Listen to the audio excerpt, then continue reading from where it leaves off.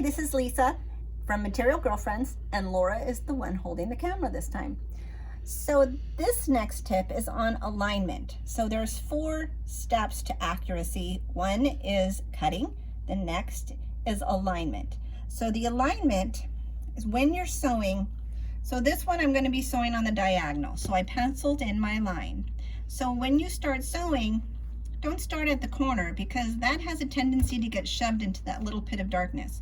You're going to want to start at this end, which is the flat side.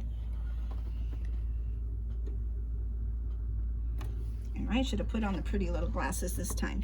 I have a pair right over there if you want an extra pair. Oh, let me throw those on before I make a mistake.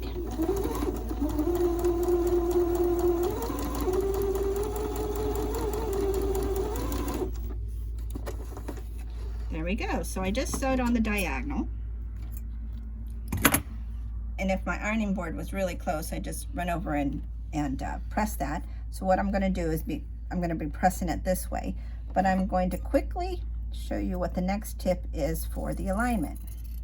And I'll just finger press this really quick. So the next piece of the alignment is aligning it with the piece that I'm sewing. So if we are aligning this piece to be sewn, and let's pretend this piece is slightly longer or shorter, so which end do I align, or do I split the difference? For alignment, you're always going to ask yourself, what's the point? The point is right there, and it's right here. So we're always going to align at the point. So I'm going to line my point up, and if it's slightly long or short at this end, it's not going to matter as much. The important part for the alignment is where the point is.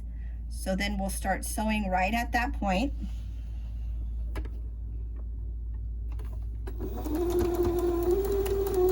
And a lot of times I can ease any differences at the other end. Easing means you're going to give the smaller piece a little bit of a tug. And I like to do stop and go kind of sewing because I like to check my alignment. What happens a lot of times is I call it the undertow. The feed dogs will try to shift the fabric on the bottom to the side so that you would end up with your fabrics not aligned when you're done. So do the stop and go and check your alignment every inch or so, or a few inches if you're doing a long strip. And that's our tips on alignment.